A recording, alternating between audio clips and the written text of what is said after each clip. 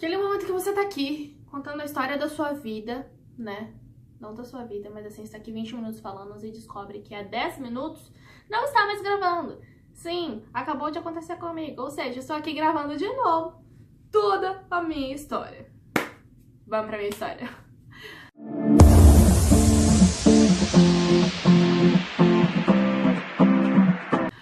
Fala, galerinha! Tudo bom com vocês? Eu espero que sim. Meu nome é Samantha, mas disso vocês já sabem. E sejam bem-vindos para mais um vídeo! Hoje eu vim contar o meu match story. Isso mesmo, a história de todo o meu processo até eu ter um match com a minha família. Senta que lá vem a história porque é longa, não sei resumir. Se você realmente está interessado, assiste até o final. Então bora lá. Tudo começou lá em 2011, quando eu tinha 16 aninhos. Oh, saudade dessa fase, não é mesmo? É a mesma. Na verdade, pelos meus 15 anos. E eu fazia um curso de francês. Peraí, Samantha, você não mora nos Estados Unidos? Eles não falam inglês aí? É isso mesmo, eles falam inglês aqui, mas espera até o final que vocês vão entender todo esse processo. Eu comecei a fazer francês, mesmo contra todo mundo, mesmo todo mundo falando, você tem que fazer inglês, você isso, você aquilo, galera, foda-se vocês. Brincadeira, eu não sou assim. Mas eu queria aprender uma coisa porque eu gostava. E não porque ia ser bom para o meu currículo. Eu não estava atrás disso, eu estava atrás de alguma coisa que me completasse. Estou até hoje. Enfim, e aí enquanto eu estava na minha escola de francês, eu vi um papel falando sobre intercâmbio. E o valor ali estava parecendo muito acessível. Eu olhei pro meu pai e falei, quero. E ele falou assim, tudo bem, quando você terminar sua escola. Porque eu estava estudando ainda, né? E eu falei, tá bom. Falei também que eu queria fazer uma segunda língua, um italiano, um alemão, alguma coisa assim. E ele falou que quando eu completasse 1 ano de francês, eu poderia começar uma segunda língua. E aí, coisas aconteceram, né? Que não vem ao caso. E eu acabei parando o francês no final do meu primeiro ano. Acabei o primeiro ano, não parti pro segundo ano. Que não vem ao caso. Mas eu lembro de estar procurando relações, assim, intercâmbio que eu pudesse fazer, assim, e eu vi o au pair, a opção de au pair na França, só que era com 19 anos e eu estava com meus 16 e eu, caralho, né? Beleza. Vida que segue, eu tava namorando, eu tava na escola, você acaba esquecendo por um tempo. E aí, beleza, os anos se passaram, quando chegou em 2015, no final de 2015, eu falei assim, eu preciso fazer alguma coisa da minha vida, eu só tô aqui. Eu não quis começar a faculdade quando a escola terminou, não tinha nem condições, na verdade, e nem saco pra estudar e trabalhar naquele próximo ano, e acabei procrastinando, o que é terrível, porém, fiz. E aí, quando chegou em 2015, já fazia 3 anos que eu tinha terminado a escola, eu não tinha feito nada ainda da minha vida, eu falei assim, cara, eu quero um monte de coisa, mas eu não tô colaborando pra que aconteçam, né? O que eu preciso fazer? Falei, o que eu quero fazer, o que eu quero pra minha vida. Eu já tinha tirado minha carta em abril daquele ano. Eu tinha começado o processo. Não, eu comecei o processo em março. E aí, quando foi em novembro, eu peguei a minha carta. Sim, de carro e moto. E aí, eu tinha guardado dinheiro também. Eu tava trabalhando de segunda a segunda. Eu tinha 2 empregos, como o pai do Cris. Meu marido tem 2 empregos. Pra juntar dinheiro, eu não saía, não fazia nada pra ter aquele dinheiro. Pra comprar um carro, na verdade. Porque todo mundo quer um carro. E aí eu falei assim, tá, mas se eu comprar um carro, vai ser um carro, né, já caindo aos pedaços com a quantidade de dinheiro que eu tinha, porque eu não queria me endividar. Ou eu ia ter que me endividar. Porque como eu falei, já era o que eu não queria. E aí eu falei assim, mas eu também quero ir pra fora, eu quero fazer um intercâmbio ainda. Eu já tô no alto dos meus 20 anos e 11 meses, porque no mês seguinte eu faria 21. Falei, peraí, vamos lá. Eu preciso pesquisar, né? O que eu quero? Eu quero fazer uma faculdade, eu quero fazer um intercâmbio, eu quero um automóvel e eu quero filhos. Porque sim, ainda está nos meus planos, mesmo sendo uma au pair. E aí, eu falei assim, o que vem primeiro? Qual que é o mais acessível, qual que é o mais fácil, qual que é o de menos tempo? Falei assim, bom, intercâmbio e a moto. Falei, eu não queria mais andar a pé. O que eu posso estar fazendo? Falei assim, mas se eu comprar... Enfim, vamos numa agência primeiro. Deixei o dinheiro guardadinho ali antes de tomar qualquer atitude. Fui numa agência na cidade vizinha, em Jundiaí. Inclusive, minha agência do Brasil é Experimento. E pelo menos a de Jundiaí, elas são muito foda. Muito foda. Ninguém tá me pagando pra falar isso, mas experimenta, se quiser me patrocinar. Só venha, meu amigo, só venha. E elas são muito maravilhosas em questão de suporte. Elas são muito simpáticas, enfim. E aí eu fui até lá com a minha mãe, e aí ela pegou e começou a me dar várias opções. Eu queria fazer de estudo e trabalho, porque eu precisava me bancar de alguma forma lá, porque não sou rica, não teria ninguém me mandando dinheiro do Brasil. E na hora que eu olhei os preços, eu caí de costa, porque eu queria um intercâmbio de 1 ano no mínimo, e todos eles são 25, 30 mil reais, e eu falei, no way, não estou tendo 25, 30 mil reais pra dar num intercâmbio de 10 meses, velho. E aí eu falei assim, eu ouvi uma vez falar sobre au pair, como que funciona, realmente mais em conta e tal. E ela falou, não sabia que seria uma opção pra você e tal, e aí ela me deu o papel. E aí, realmente, gente, era tipo, né, 5 vezes menos o valor. E aí eu peguei e falei assim, é esse. Eu tinha mais de 18 anos, eu já tinha minha carta. Aí veio o problema. Eu não tinha o inglês. Por quê? Porque eu decidi fazer francês, não é mesmo? Não me arrependo, apesar de eu não lembrar de bolhufas em francês. Você lembra uma palavra ou outra. Se você não pratica, gente, essa é a realidade, né? Você esquece.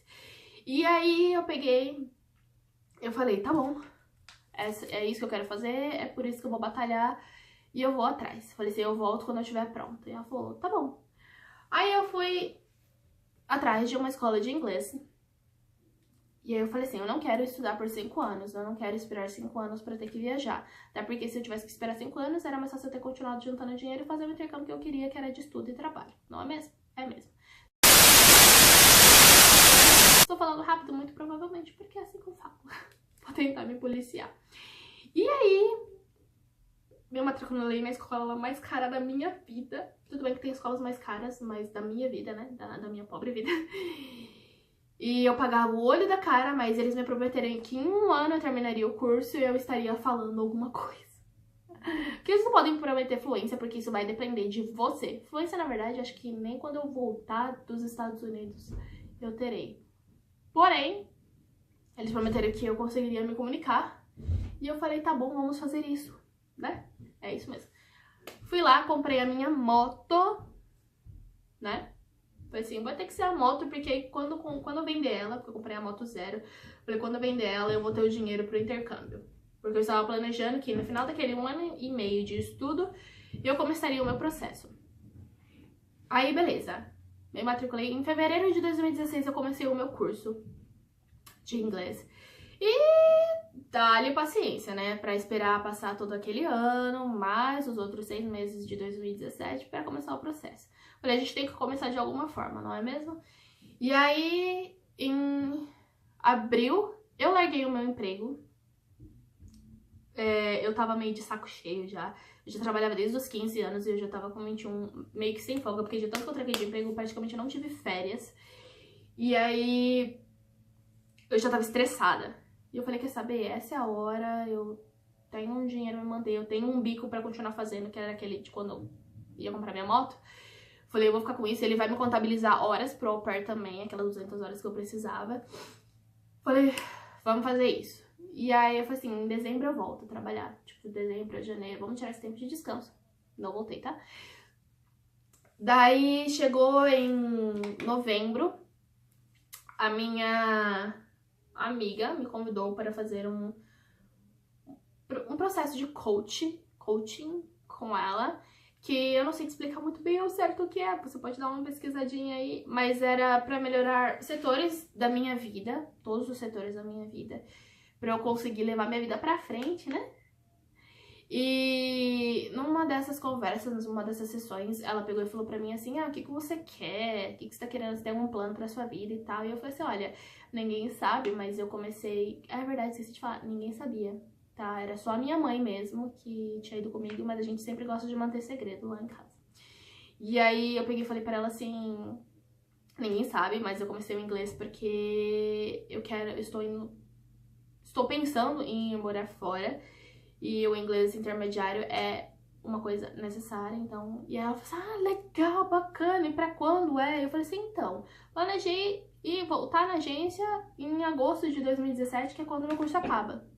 Ela pegou e me perguntou, por que você vai esperar tanto tempo? E aí eu falei assim, que porque eu não sentia confiante com o meu inglês e tal, não tinha certeza, pra mim eu ainda não estava no nível intermediário. E ela falou, você só vai saber se você for lá e fizer o teste. Será? Pois é. Passou um tempo, tipo, uns dias, e eu pesquisando mais e mais sobre o au pair. E aí eu adicionei algumas meninas no Snapchat pra acompanhar o dia delas. E numa dessas, num surfo meu, assim, repentino, perguntei para uma menina que ela tinha um blog, um canal no YouTube também. E ela morava aqui no Tennessee. E eu perguntei como tinha sido o processo dela, tipo assim, em relação ao inglês. Se ela tinha feito curso por muito tempo, blá blá blá, o que era um nível intermediário. E ela pegou e falou que ela não tinha aprendido com escola ou professora, ela simplesmente tinha aprendido com séries e músicas e veio com um nível muito do básico. Falei, só vamos, né? Vamos fazer o teste então. Mandei um e-mail pra Erli e falei assim, e aí Erli, tudo bom? Não sei se você lembra de mim, fui aí em dezembro do ano passado, queria... estava interessada no programa de au pair e... enfim, queria fazer o teste, como é que faz? E ela, e aí, tá, você fez aula com professor particular? Porque fazia só 10 meses que eu tinha ido lá e eu não tinha nenhum nível de inglês. Eu falei, não, é como a escola mesmo. Acho que ela não acreditou muito que eu realmente tivesse um nível bom de inglês. E ainda assim marcamos e eu fui. Chegando lá na agência, ela pegou e me explicou como funcionava o teste. Era no fone de ouvido, no computador, era de escutar e de escrever. Ler e escrever, né? E aí fiz o teste e tudo mais nervosa que nunca, como sempre, né? Porque quando estou sendo testada eu fico nervosa. E quando pegaram o meu resultado, ela falou assim, meu, você praticamente gabaritou. Assim, você falou que nem sabia e você realmente tem algum conhecimento. De 48 questões eu acertei 42. E aí, naquele dia, eu saí de lá com 5 boletos de R$195. Isso mesmo. E dei entrada no meu processo. Isso foi em novembro de 2015. Opa, tudo bom? 15 de novembro de 2016. E comecei a correria com relação às papeladas de application e tudo mais. Vídeo... E, gente, aconteceu de tudo que vocês poderiam esperar nesse um mês que eu fiquei, 1 mês e meio que eu fiquei programando meu application. Meu notebook deu pane, eu perdi todos os arquivos que eu tinha com criança, vídeo, foto, com criança, que é necessário para o seu perfil. Eu não tinha como editar o vídeo, porque, né, estava sem o computador. Eu não tinha mais convênio, então todo o processo seria imposto de saúde, gente. Só quem precisa de posto de saúde sabe o quão demorado é, o quão difícil é. Eu tinha N exames pra fazer, enfim. Mas dei uma choradinha com as moças da vacina, que me ajudaram muito, por sinal. Valeu, galera do posto da Marajó. E eu conheci um cara... Conheci não, né? Eu reencontrei um conhecido da escola. E até aí tudo bem, né? E aí, tá, beleza, consegui, mas aí já era... Tava naquela semana das férias, das festas natalinas e ano novo e não consegui entregar. Eu tava muito nervosa. Por que que eu tava na pressa? Porque, segundo o papel que a Early tinha me dado no experimento, se eu entregasse meu application até dia 31 de dezembro, eu estaria isenta de alguma taxa, acho que a taxa do ITAP, que estava sendo contabilizada em dólar. E aí, como o dólar varia, eu estava muito desesperada porque eu não tinha dinheiro, não tinha mais dinheiro, não é mesmo? E aí, eu peguei e comecei a acelerar o processo. Mas consegui chegar até o final, graças ao bom Deus. E aí, entreguei a minha papelada no dia 2 de janeiro. Isso mesmo. No primeiro dia do ano, assim, que elas abriram, eu estava lá. Claro que você tem que agendar isso, né? E aí, entreguei tudo e... fui ser testada de novo, mas dessa vez pela agência daqui dos Estados Unidos, Au Pair in America. Então eles têm um teste chamado ITAP, que foi o que eu falei lá da taxa.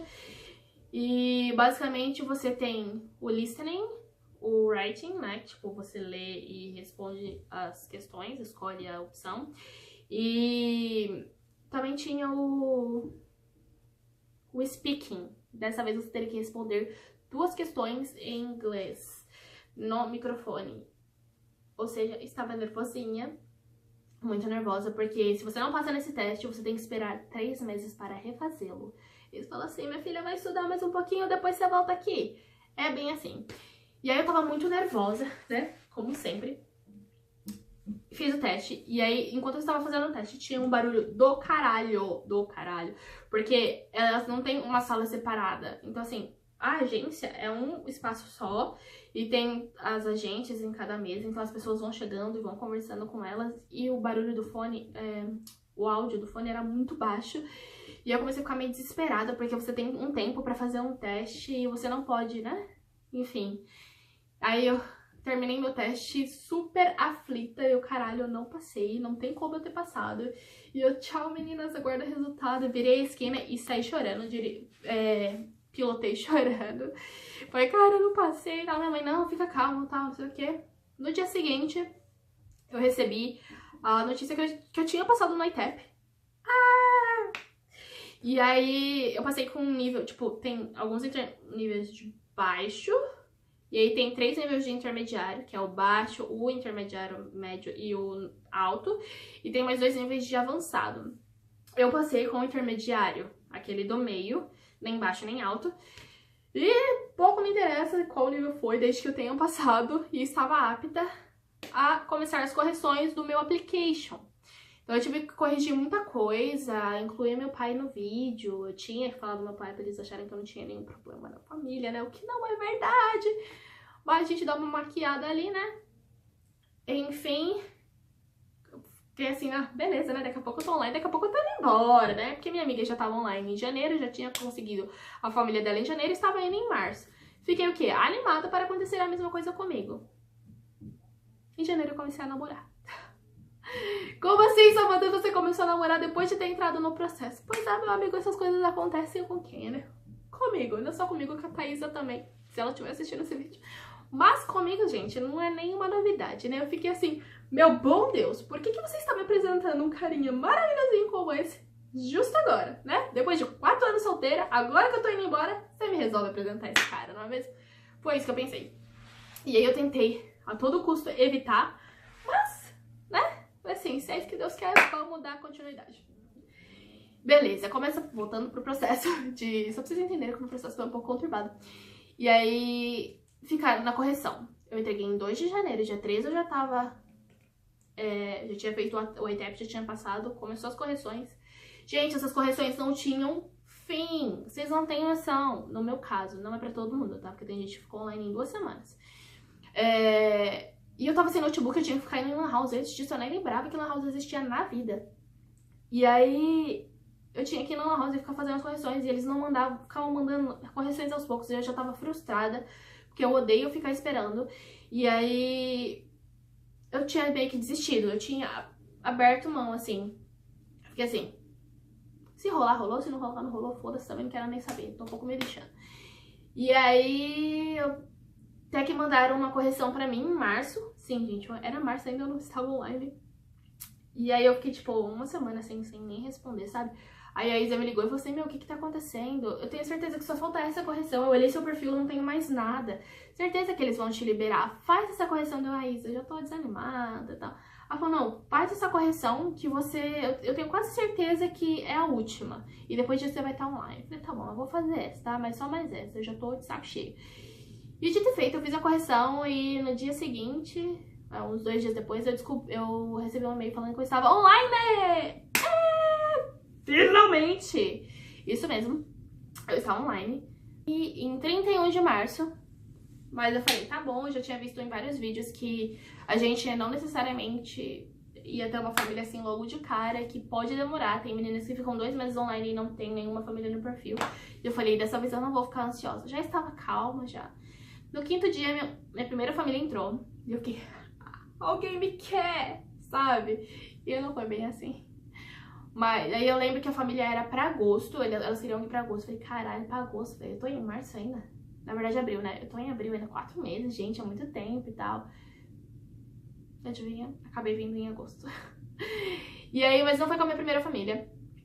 É um processo muito, muito desgastante. Ele te testa demais. E, gente, eu falo que o programa de au pair já começa te testando lá no começo. né? Lá quando você pega os papéis já, ó, você tá sendo testada. Minha amiga costuma falar que eles têm que pagar um tratamento psicológico pra gente depois. Eu concordo, porque olha, só Jesus é a nossa causa. Enfim,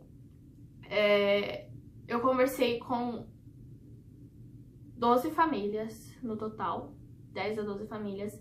Eu fiquei 3 meses online e nesses 3 meses eu fiquei, gente, eu não aguento mais. Não quero mais, não quero, não tô nem aí.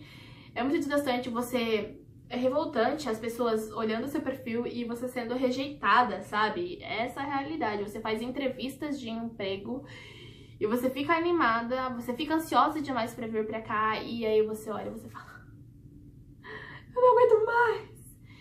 Eu tive intervalos de 2 semanas, assim, que eu ficava sem família nenhuma no meu perfil, parecia que eu nem tava online. Enquanto tinha meninas no mesmo grupo da mesma agência que eu, que tiveram 12 famílias em um mês. E eu ficava assim, olha aquela coisa, né? Minha mãe sempre falou pra mim que eu não sou todo mundo. Falava. E aí você fica chateada, né? Você fala, mano, o que tem de errado comigo? O que tem de errado com o meu perfil? Eu ainda continuo trabalhando com criança e contabilizando horas. Eu tenho a minha habilitação, já tem sei lá quanto tempo, blá blá blá, enfim. E aí,